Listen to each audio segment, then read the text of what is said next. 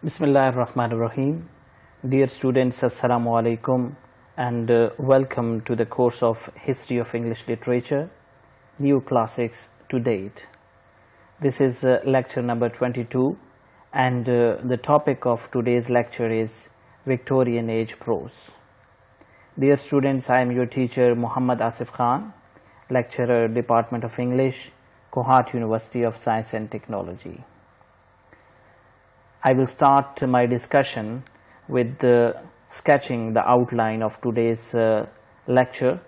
So first of all, I will give you introduction of Victorian Age, and then we will see the two main divisions which we can identify in the prose of Victorian Age, and that is earlier Victorian prose and later Victorian prose.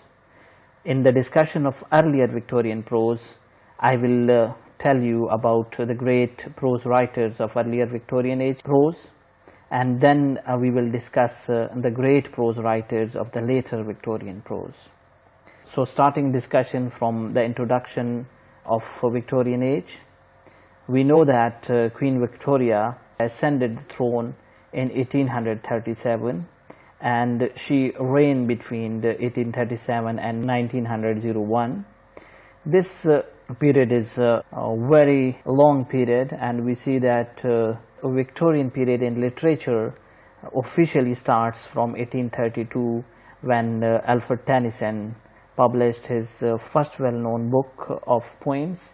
We see that there are two dates, 1837 and 1832, but literary movements rarely coincide with the exact years of royal accession or royal death.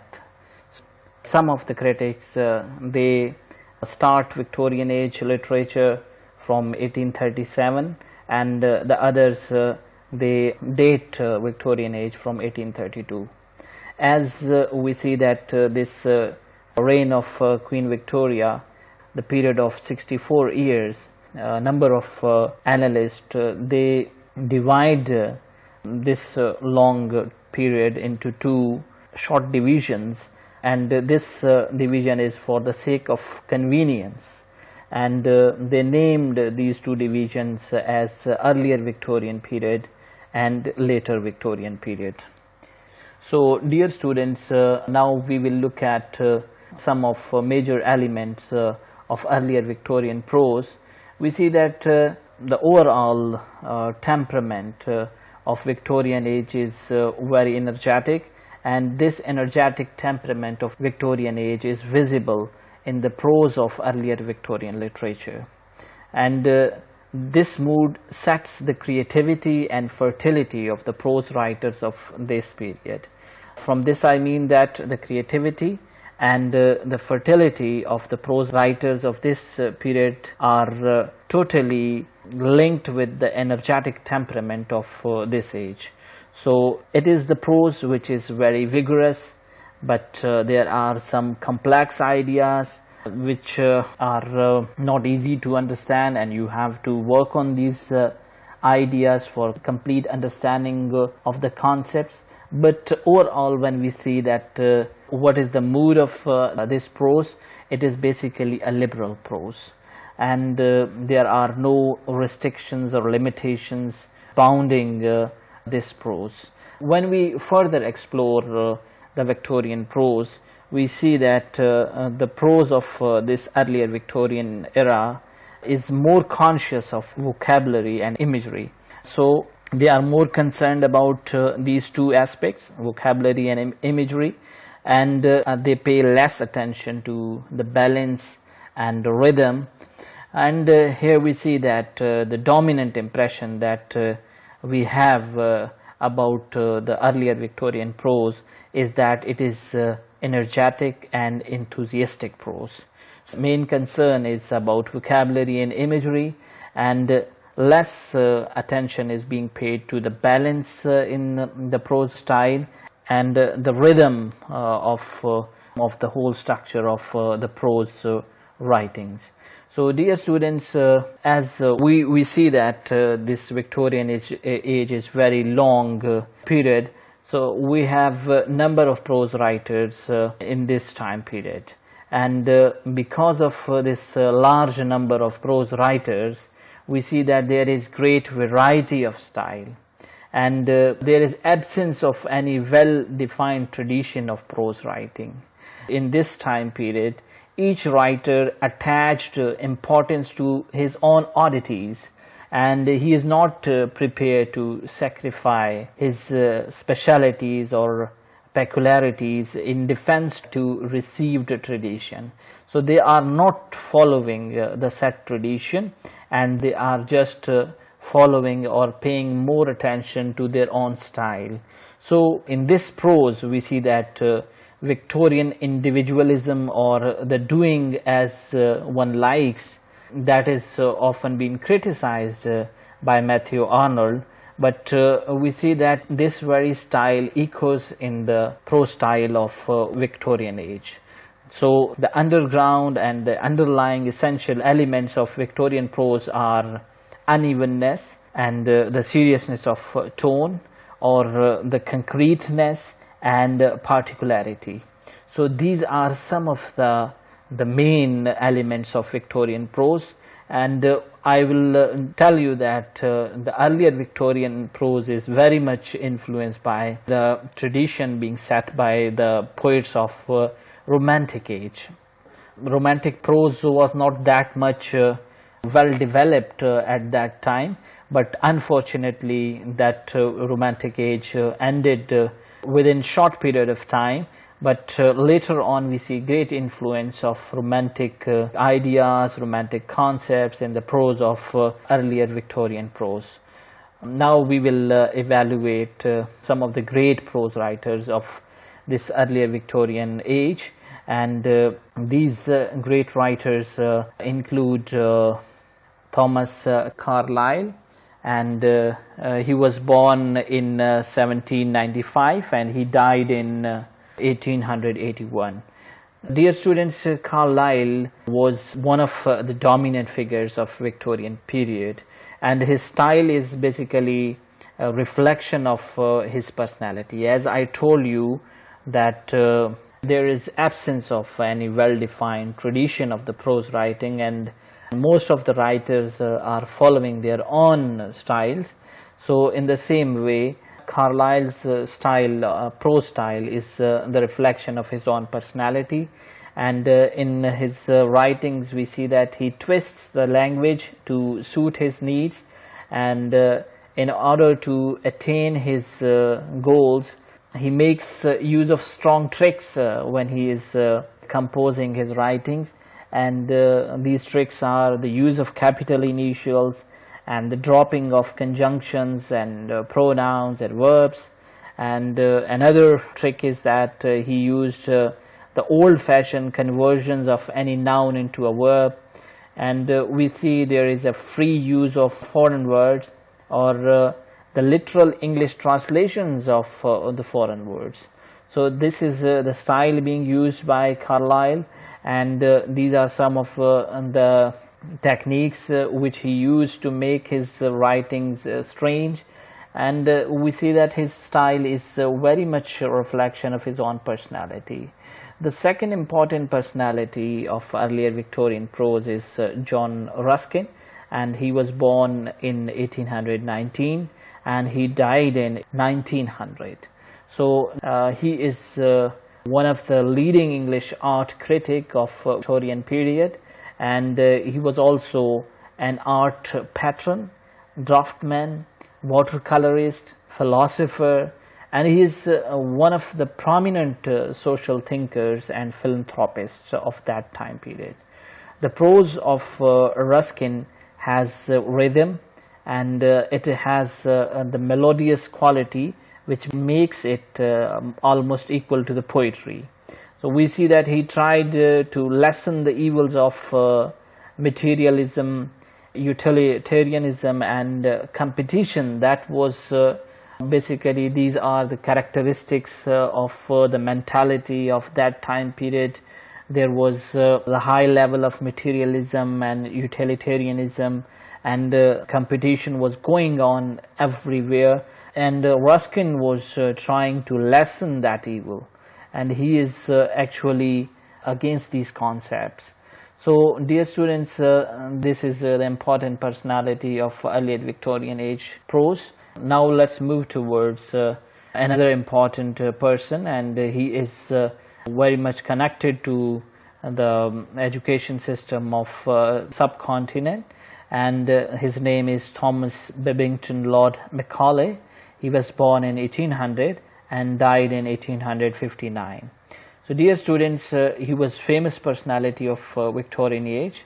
He was an essayist and a reviewer, and as I told you in the beginning, he played a major role in the introduction of English and Western concepts to the education in British India.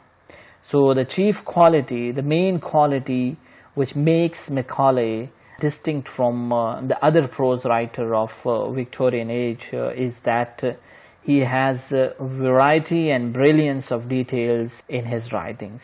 So his quality is variety and brilliance of details in his writing, and he is very much important for the subcontinent students, because he is the person who played major role in the introduction of English in the education of India, Pakistan and Bangladesh. So dear students, now let's move toward the last important personality in the earlier Victorian prose, and he is Matthew Arnold. He was born in 1822 and he died in 1888.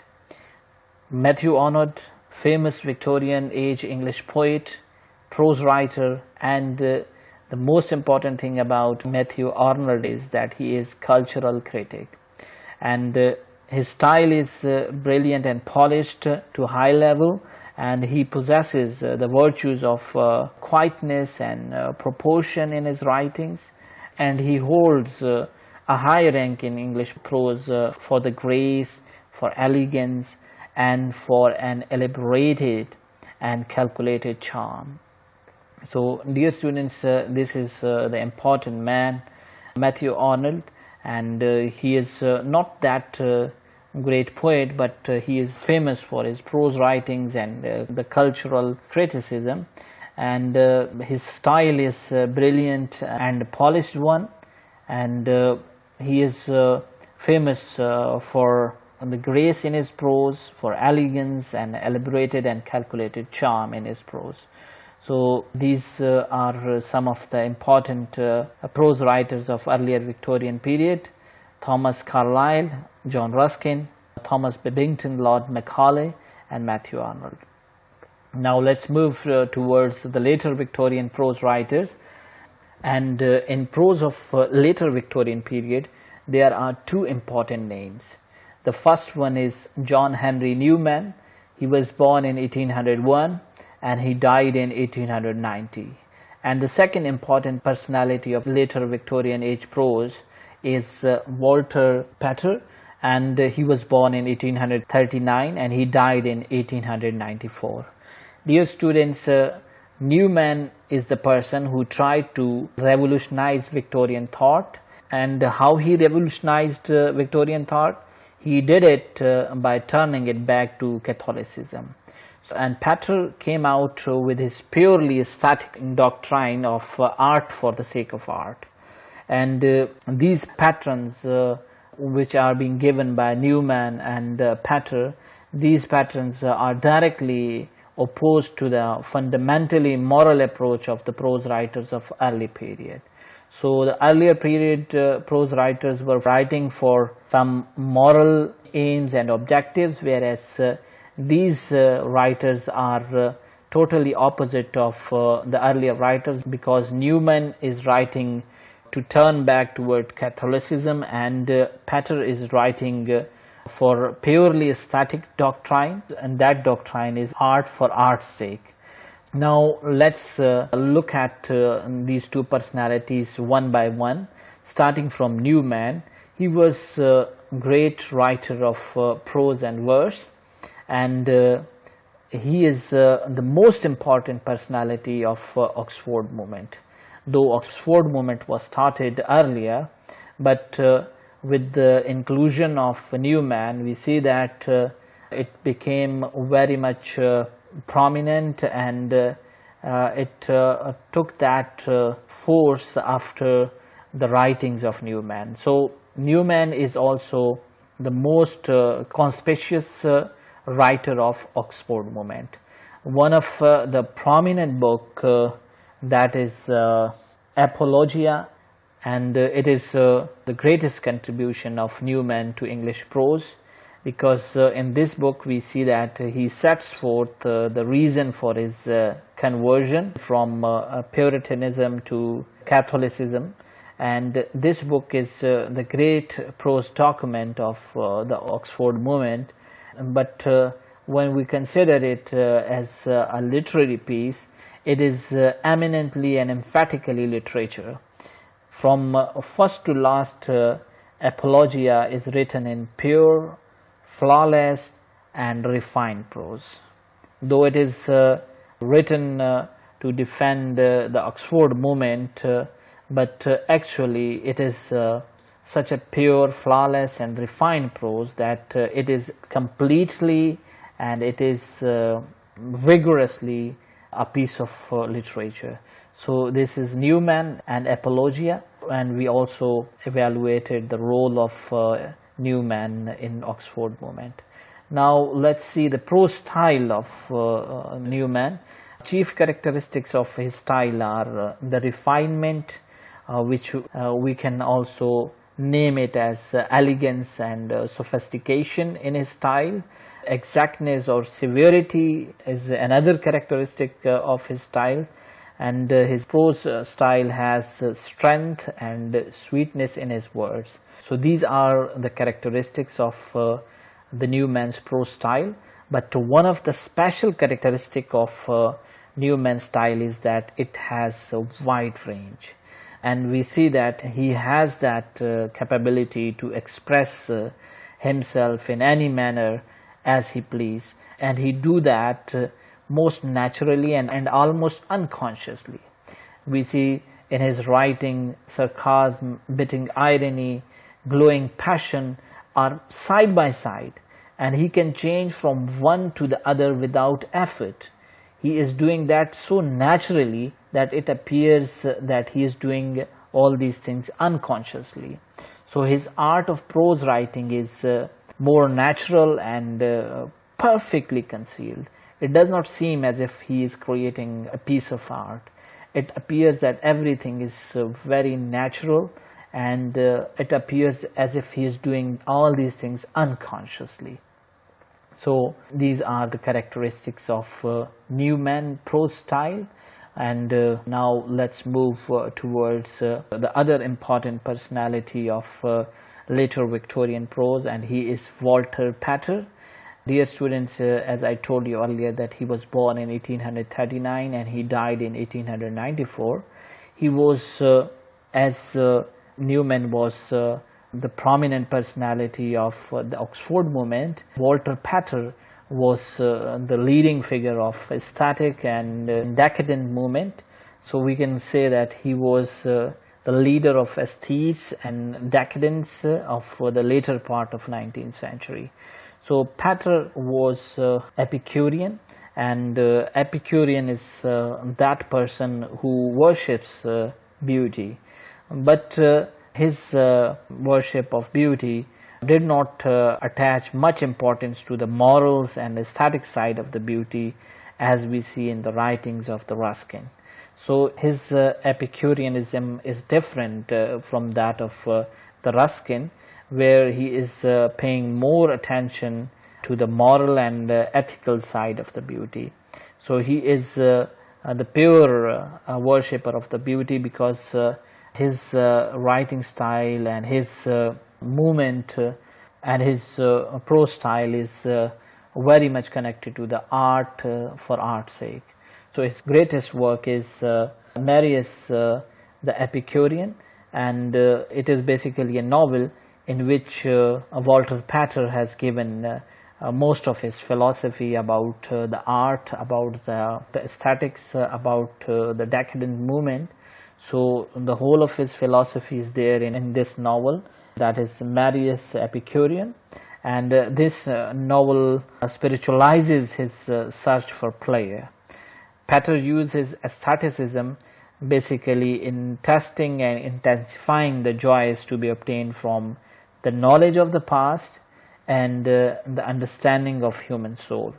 So what Pater is doing for linking with aestheticism, Pater used his aestheticism and he used this aestheticism for testing the joys and intensifying the joys to be obtained from the knowledge of the past and understanding of the human soul. So that is the speciality where he is worshipping beauty, and in this way he is different from Epicureanism of the Ruskin. So dear students, in today's lecture we discussed Victorian age and how we divided this long time period that started in 1837 and continued up to 1901 into two subdivisions, and that divisions are earlier Victorian period and later Victorian period. Then we discussed the overall temperament of Victorian age, in which we see that the energetic temperament sets the creative fertility of the prose writers of this period, and the prose has the qualities of vigor and liberalism, and it also has the character of complexity, but we see that they are more concerned about vocabulary and imagery than of balance and rhythm. So dear students, then we analyzed the most important prose writers of this time period, and these prose writers are Thomas Carlyle, John Ruskin, and Lord Macaulay and Matthew Arnold. We also discussed the prominent and the famous prose writers of the later Victorian period, and in this discussion we included two important personalities, John Henry Newman and Walter Pater, and these two personalities are famous because they are not only the important prose writers, but they are also the leading figures of two important movements and doctrines. The first one is Newman, who revolutionized Catholicism, and Pater is the person who highlighted aesthetic doctrine of art for the art's sake. We also discussed Newman's Apologia and the important novel of Sir Walter Pater, that is Marius the Epicurean. Dear students, I believe that now you will be having better understanding of this Victorian age prose. Thank you very much for listening passionately. Allah Hafiz.